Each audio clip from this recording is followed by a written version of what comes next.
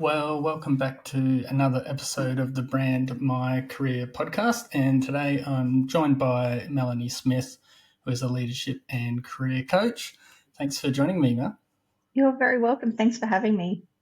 So I'm really excited to jump in and be chatting with you today a bit about the work that you're doing now as a leadership and career coach.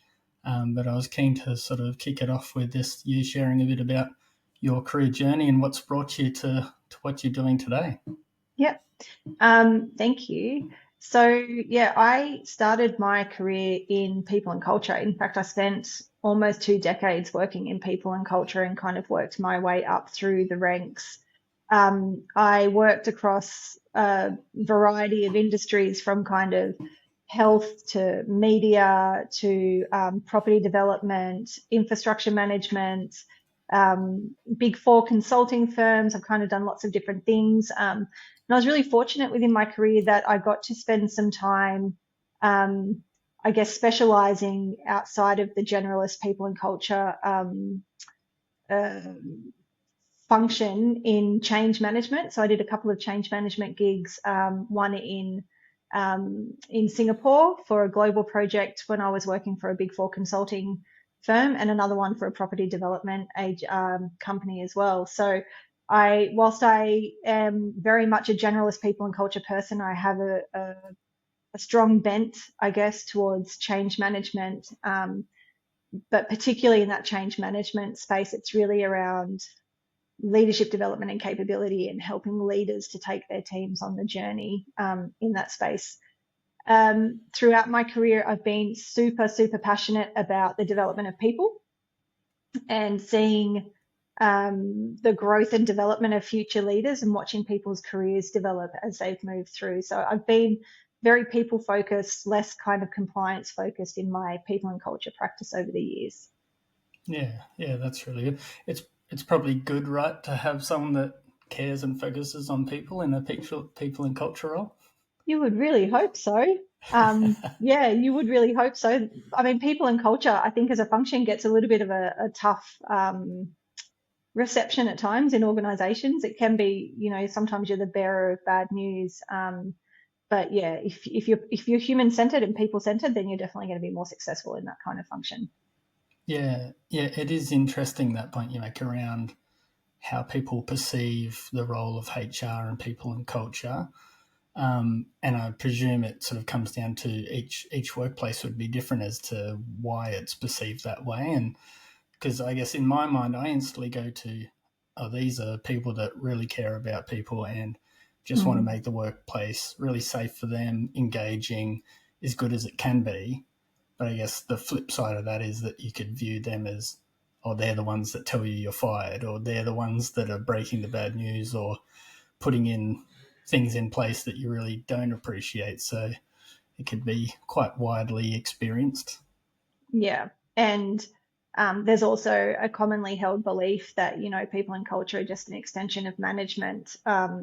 So I think it's a really tricky role to play in an organization, particularly when you are people focused, because you are really trying to be that conduit between the leaders of the organization and have a strong understanding of what's needed on the ground. So you're really trying to negotiate and find that balance between the two really effectively. But also, you're really privileged to hold that position as well, because if you can sit in that human centered kind of state and you're able to hear and understand and be trusted by all people across the organization, it then gives you the ability to influence up the line as well. So um, I have seen less effective people and culture people who don't find that balance.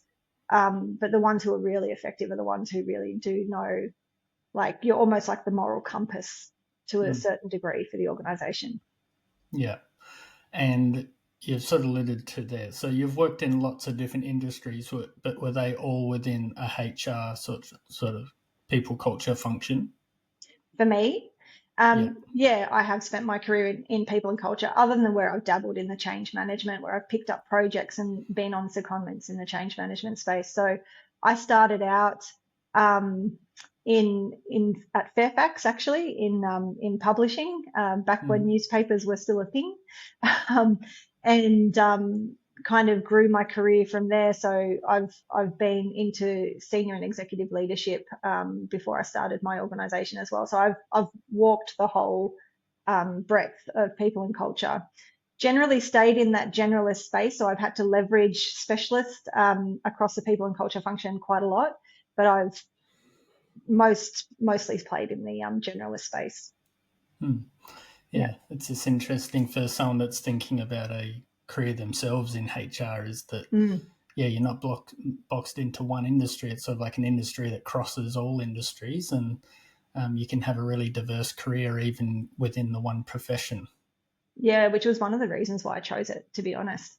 Um, I definitely felt that the opportunity, like every organization that has scale pretty much globally has a people and culture function. So the opportunities um, to shift and move rather than changing careers, you could change industries and there's still a lot to learn. There's still very big shifts depending on what industry you're working in, but it does give you this real opportunity for breadth across industries, which I really enjoyed, having worked across so many diverse organizations. And you pick things up from different places, like, in property development, they do this thing this way, and you can take that along to a big four professional services firm. It's quite new to them because they haven't been exposed to those types of tools or strategies before. So yeah, it's a nice way to think, instead of going deep technically, to think about the breadth you can get across industry is always really fun. Yeah, yeah, that's really great advice. Mm-hmm. What advice would you give to someone that, say, you're working in a HR, you've come into a HR role, and you're within an organization, and you've maybe got leadership that are looking to fulfill an organizational goal, and maybe you're seeing some ways that it needs to maybe be tweaked to ensure that it's prioritizing the people that will be outworking that. Mm-hmm. How would they be best advocating that within a leadership conversation? Mm. So it's really around assessing your level of influence with the executives or the people who are the decision makers around that change piece, right? Um, I think that we forget sometimes when we're in people and culture that we are actually often salespeople. We need to understand the agendas for the top of the tree and where those decision makers are. And then we need to understand um, how our ideas or opinions or solutions can be crafted, or a narrative created around it, so that you can create win-win outcomes for where the organization's trying to go with a particular decision and where you can see the opportunity. And I think, in fact, the more that you do that, the more value you're seen to add. I feel that people who don't seek out those opportunities and add those value pieces often miss the opportunity to be seen as um, a leader in people and culture. You really need to understand how a whole organization functions, to be able to put those ideas on the table that will add value. So there's a bit of sales in there, to be honest, and there's the need to really harness your influencing skills and a bit of resilience. I once had a leader who I raised some opportunities to a few times. We were in an executive team, and I'll never forget, it was probably the third week in a row that I'd tried to position my idea in a different way. And he was like, Mel, I love your enthusiasm. We're probably not quite there yet, but we will get there. So it's also being able to have that resilience to take that knot back and think about, okay, well, when will be the right time to reignite this idea or put it back on the table? Don't forget it. Don't take that as a no. But yeah, there's a bit of resilience around understanding how much you can push and where you need to pull back and say, okay, I'm just going to sit and wait Yeah, for that. Mm. yeah, absolutely. And like as you were saying, that it's like that's just good career building advice in and of itself. That ability to create win wins, I've found is because you're showing like there's intent and you're trying to make the organization better, and Yeah, you're also trying to get wins for the people and make it like let's get the win in a way that everyone's actually enjoyed getting the win. yeah, So yeah, anytime you can create a win-win scenario and showing your bosses like that you're really engaged in this process and want it to be as best as possible, but you do it in a way that's actually still getting them the win, I think is just a great way to build your career, really. Yeah, and showing them that you understand the objective. So you're Yeah. not coming in talking about things that are not going to help them. Like that, yeah, that's a nice to have, but how does that actually help us get to where we've got to go? So when you can kind of knit it together and say, you know, you could get to here, or you could accelerate it and get to here if we did it slightly differently. So you need to Mm. have, and I think that's the influence in the sell piece is understanding um, the different perspectives of the stakeholders that you're trying to influence and being able to get things across the line that way. Yeah, yeah, that's Yeah. really solid advice. So that brings us to what you're doing now. So, would you like to share a bit about what you do with your business now? Yeah. So, as I said at the beginning of the session, I am really passionate about helping people develop.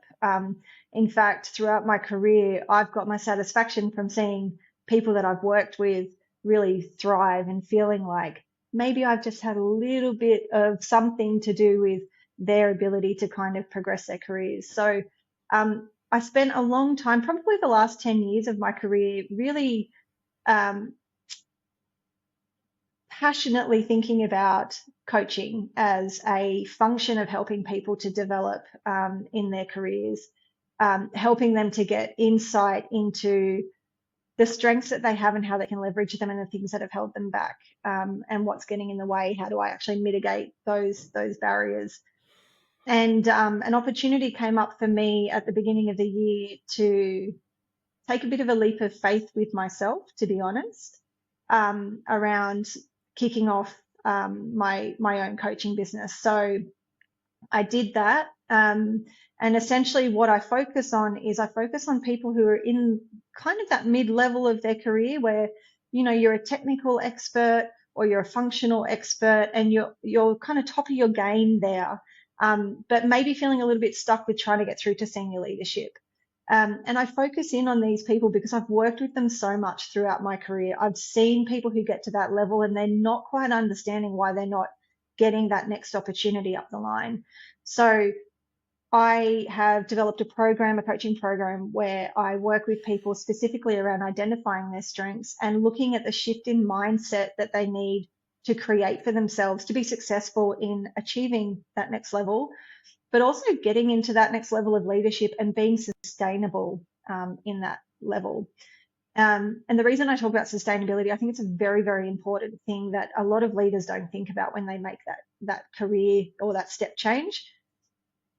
A technical leader and operating in that space where we're really comfortable is it's a different gig to operating at a senior leadership level. Yeah, And I see people who make those shifts and struggle, right? Because they're kind of trying to do what they've always done as a leader in a functional space. And then they get to this next level and they're being asked to contribute to the blue sky thinking of the organization, to engage with leaders across the different functions that exist, and to really think about how they're operating as part of that senior team, not the down the line team. And what you see a lot is people struggle to delegate. They tend to micromanage because they're not quite sure how to make that shift into that next level. So they stay where they're comfortable and they essentially stack leadership in their functions. And there's lots of other examples, but it's really easy to mitigate these barriers and challenges. People just need a bit of support, a bit of insight, and they need to work out how to leverage their strengths. So I focus in on that particular kind of cohort. Um, because I have worked across industries, I do work with people across industries. I find that really interesting and fascinating, and yeah, I feel really privileged to be able to help people to create those insights and make those shifts for themselves. yeah, yeah. It's a really great space to work in.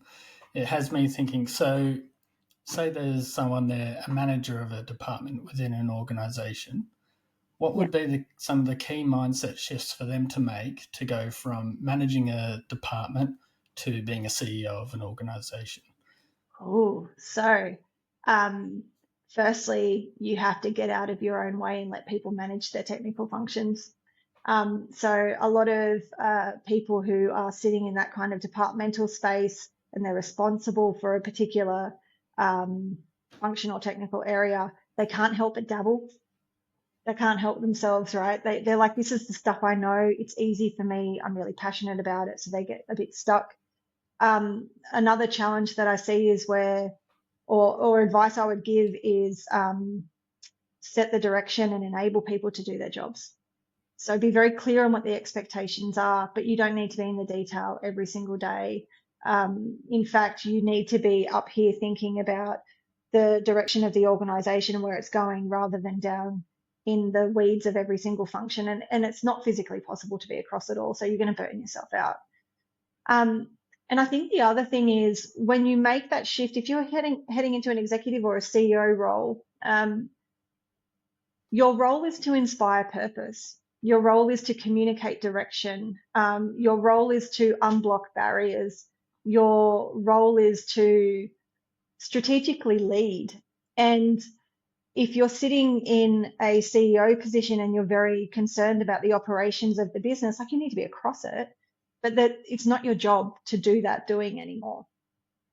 So making sure that there's this clear kind of roadmap for people that they understand what it is that they're contributing to.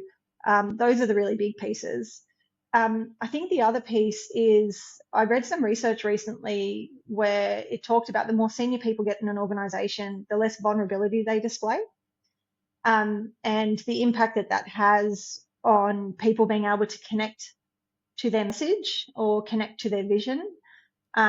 So thinking about authenticity as a leader and thinking about how you can display that, thinking about the fact that just because you're the CEO doesn't mean you need to be perfect, doesn't mean you need to have all of the answers. And in fact, if you talk to people about not having all of the answers, you'll get all of these great ideas that bubble up from underneath.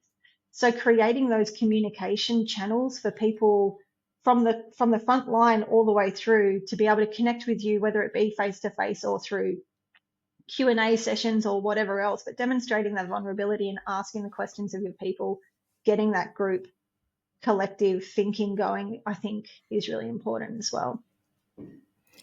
Yeah, and it takes a lot of self-confidence, doesn't it, to open up that space, to even this like giving a platform that people can communicate with you takes a level of vulnerability because you don't know what's going to come out of that, and then there's going to be a responsibility of how you handle it. So a lot of confidence, which sort of comes into then what you've talked about within the mindset space is self-limiting beliefs that people have, and working through some of those. That like imposter syndrome is one that comes up regularly, that I'm sure that's probably one of the things that stops people from stepping into those roles. But then also when they get the job, they're sort of left with this feeling of, do I even belong here? And that could cause someone to go into their shell and withhold that vulnerability. How do people work through these self-limiting beliefs to be the leader that they are capable of being? I think one really easy tip is to seek out the evidence that supports your perspective of yourself or the evidence that doesn't support it, right? So go looking for evidence. And I've had this conversation with many people. I've had to do this work myself where, I've sat in, I was head of people and culture for a particular organization, and I kind of came into the role and I was like, oh, am I actually capable of this? All of a sudden, there's no structure above me. I've got to build all the structure below me. Like it felt like a lot was sitting on my shoulders, and I was like, can I actually do this? And when I went off and started to look for evidence around, could I do this, or do I actually deserve to be here? I think most people, when they go through that exercise, overwhelmingly you find that it's not the case. You go and you ask some people that you trust, that you've worked with before, about their experience of you, and you start to dispel this myth that you're telling yourself, right? So I think that when we're talking about imposter syndrome and we're talking about self-limiting beliefs, it's a narrative that we're creating for ourselves. And it'll come from whatever experience we've had in our life. Like there'll be different reasons for why people feel that particular way. But when you can bring it back to it's just a story that I'm telling myself, what is the alternative story that I can create? What is it in my story that isn't working for me anymore? And how can I actually shift that so that I have more helpful beliefs about myself that are based on evidence that I've actually tangibly received, that I can put my hands on and actually look at in detail. So self-limiting beliefs is one of those things. It's like, it is just a belief. And Mm. when you recognize that, you know, it is manufactured and created by me, or I've pulled that story in, I can actually change. I have power to change that, and it's really, it is really quite a powerful process to go through that kind of inner Mm. conversation and self talk. Yeah, learning how to manage yourself, right? Like you're managing your emotions, and this is I think that's one of the big keys to career progression is the Yeah, people that develop that ability to manage themselves is what allows you to have the ability to manage and lead others, right? Because you now need to be able to stay in a position where it's not just you managing yourself. It's also then about understanding now to look out at the people in front of you. So the more you learn to manage yourself, probably that in and of itself helps you become a better leader because you learn the techniques yeah. to pass on to others. And then you can see things in other people as well. You start to recognize patterns in other people. And then if you're brave enough, you can start to talk about your own story with those people. And that then creates a psychologically safe environment for people to share where they're at, and to kind of work through those narratives with their leader. So I think that's really powerful as well. Definitely helps leaders be um, more human centered. Mm, yeah. Mm. You talk about doing this in a sustainable way, Mm. and I think it might have been when we caught up the other week, we were chatting about what got you here won't get you there. Yeah. Would you be able to share more on that? Yeah. So it kind of carries on a little bit from what we were just talking about with regards to people holding on to the way that um, the tools that they've used to get them to where they are in their career, and getting to a point where, you know, being the person who's in the detail, who understands all of the technical aspects of something, who um, is able to lead technical leaders because they're across every part of the process that needs to be done, or whatever it might be. It is fundamentally a mindset shift when you need to shift gears into senior leadership, and that kind of horizon, strategic horizon view that you need to be able to take as a senior leader. When you're more junior in your career, it's okay to just look at the tasks and the tactical stuff that needs to be done, and then you progress into like more of an operational kind of sphere. But you get to this third horizon where you need to be able to look past what is in the now and be able to forecast what's coming and look at opportunities and how to harness them, and that kind of piece. And you can no longer just sit comfortably in this technical space. You need to be leveraging your peers from across technical areas. You need to be um, not seeing your technical function as the most important function in the organization anymore, because it's just contributing. It's part of almost like a spoke in a wheel, right? There's all these other pieces that need to fit together, and no one of them is more important than the other. So you need to shed some of that um, technical focus, not discount it, but you need to shed some of that focus to be able to really deliver at that next level up. I also see a lot of people who make those shifts and they struggle with things like delegation. They still want to be, I need to sign it off. I need to make sure it's perfect. I need to, it's my reputation on the line. But you kind of squash the people below you when you take that approach, because you're not giving them the space to actually grow and develop, and, improve their own leadership as well.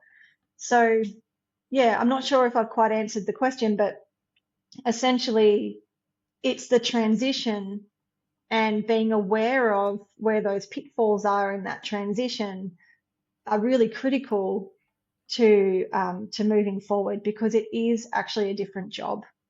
Mm. It's not the same job with a bigger team or a higher level of technical expertise across a broader team. It is fundamentally a different role. And understanding the difference means you can plan for it, you can develop for it, you can take opportunities that will give you exposure to what that different job looks like. And that's how you kind of get unstuck, in my view. Yeah. Like as you're talking, and I sort of form a picture in my mind of it, it's sort of like when you think of someone in like a technical role within an Mm. organization, whatever it might be that they do, you sort of learn how to master getting done what you want to get done within the system that you're operating in. Yes. Whereas as you step up into that higher level, you're now looking at those systems and saying, well, does something about that system need to fundamentally change that changes that dynamic, rather than just mastering what is in existence? You're sort of starting that when you talk about like that blue sky thinking. Um, it's sort of like, well, what are the things that we can make a change to a system that creates a whole different environment that people can then operate better within? Yeah, I mean, and if I take it from a people and culture example, because that's what I know best, I've led people and culture functions, but when you get to that executive level, you actually need to have an understanding of how finance works and how, the different technical functions in the organization work and what roles they all play and how they all come together and what their contribution currently looks like, should look like, needs to look like in the future, so that you are looking at it as a whole system and you can make the shifts as a system, understanding that if you move one thing in one part, it's going to impact on all these other parts, right? So you're part of that review of how it all fits together rather than just looking at how I contribute up. You're now going, well, how do all of these other parts contribute as well? And you're looking at it as a whole, I guess, which can be quite different depending on where you are. And you see the finance people who understand not just the numbers of the organization. Like I've seen such successful CFOs who they understand the whole life cycle, and every single function in the organization, every executive in the organization needs to understand the life cycle, because if you're stuck just in the numbers or if you're stuck just in the people, then your decision making is going to be missing all of these other data pieces. And in fact, those executive teams who do have those kind of downward looking focus points, um, they tend to be less productive. They tend to be, or to find themselves in more conflict because they're advocating for their own patch rather than understanding how their patch is contributing more broadly across the success of the organization. Yeah, absolutely. I reckon the HR and the accounting picture is probably a great example of, like, it's such a stark example. Like, if you only care about the money and saving as much money as you can, then it's Yeah, like it just doesn't work. And the same as like, all I care about is the people and yeah, don't care what it costs, and it just doesn't work. Like, it doesn't get you to even your goal, let alone everyone else's. yeah, But that ability, like, and particularly like the finance, like if you get someone with that have their hands on the money, but also fundamentally understand the big picture of the goal and how that system works, yeah, then it's amazing what they can unlock for it. That sort of, from an accounting perspective, could completely end up changing the delivery on the ground of a service. Maybe they find a way that can make it less complicated or something for the person on the ground to do their job that they need yeah. to do, but we're still getting all the information that's needed or something. Like, yeah, it can be really powerful. And when you come back to thinking around that kind of ability to sell or that ability to influence, right? When you're getting to those really senior levels, if you don't have an understanding of um, the different components of the organization and what their agendas are and how they actually collectively function together, then you will struggle to get the dollars because you won't be able to communicate the ROI of particular, activities that require budget. You don't have the commercial nous to sit at the table and to speak to somebody who's in a sales function around why you think that they need to do something slightly differently. So you've got to have some skin in the game across all of those pieces. It's not enough to sit in your technical function. You will actually not have the influence because people will feel like you don't understand them. You don't understand the impact of what you're saying. And they won't put budget or money behind your ideas or initiatives. If you to draw like quite a blunt um, kind of line across it, you just cannot be as effective. Mm. And when you think about from the perspective of career building, the act of reaching out to people that you're working alongside, understanding what they do, learning from them, you're Yeah, building those relationships, right? You're building your own skill sets as well as networks within the organization, or maybe it's even external to the organization. That's building a network of people that know you, and then they start to see, oh, this person's pretty switched on, and they're learning, and yeah, then you're sharing insights with them, and that all just within and of itself starts to create those opportunities to progress and gain yeah, opportunities. Mm, yeah. And it doesn't take much. Just showing a little bit of interest to learn and being open to other people's ideas is generally enough for people to invite you in to give you more. mm, yeah, yeah. So, would there be any final advice that you would give to someone that's maybe in the position right now of they're in mid-level leadership, maybe they feel like they've stagnated, they want to get to that next level, and they're not sure what next step to take? What would be your advice? Um, so there's a few things in that, and maybe this is cheeky, but I would encourage people to get some coaching, to be really Mm-hmm. honest, because sometimes the things that we don't see in ourselves are the things that are holding us back. And whether that be that we're overplaying our strengths or underplaying our strengths, or whether it's, we're turning up in a particular environment and we're not really aware of our impact in those environments. Like coaching can help to uncover those types of barriers. But some really practical things that people can do internally in their organizations is firstly, seek sponsorship. So find someone in the organization who's going to advocate for you, who will help to open some of those doors to some of those opportunities, whether it's laterally across the organization so you get more breadth, or opportunities to kind of move up through the organization. The second thing I would say is seek feedback often from people who are diverse, right? So don't just stick to people within your function and say, oh, I'm going to get feedback from this same person again who always tells me how amazing I am and how I'm the best thing since sliced bread. Go find some people that you've worked with and you honestly don't know where you're at with them, and get some constructive feedback, and be open to it. Listen to it. Someone's perspective is their reality. You take it and thank them and then work out what you need to do with it from there. And I think that the third thing is talk to people about what you're wanting to do. So many people I know who sit back and kind of go, oh, I really want this job. It's like, well, have you talked to anybody about your interests? And they're like, well, no, what if they say no? Take the risk. You don't ask, you don't get. Um, and the last thing I would say is if you're sitting in a technical role at the moment and you're feeling a bit stuck and you want to get to senior leadership, don't go stack more technical skills. The number of conversations I have with people around, I'm just going to go off and get this project management skill set, or I'm going to go off and get this other qualification over here. And once I've done that, I'll be ready. No, focus on leadership. Demonstrate your potential to lead, because that's what they're looking for at that senior level. You need to be able to be flexible enough to work across functions and with people from outside of your own functional area. But if you don't demonstrate that ability to actually step up into that space, if you're not demonstrating to people that you have potential for leadership, then you're going to be keeping that ceiling sitting very firmly above your head. So just a few practical things there. That's some really good advice. Thanks so much, Mel. How could people find you if they want to get in touch? Yeah, so I have a website which is metanoiaconsulting.com.au. There's some information there about some of the coaching programs that I do, or you can find me on LinkedIn. I'm Melanie Smith, so there's a few of us, but you'll see me listed there with Metanoia Consulting. And yeah, reach out, DM me, happy to have a conversation, happy to kind of strategize with people, work out what some of those barriers might be. So, yeah.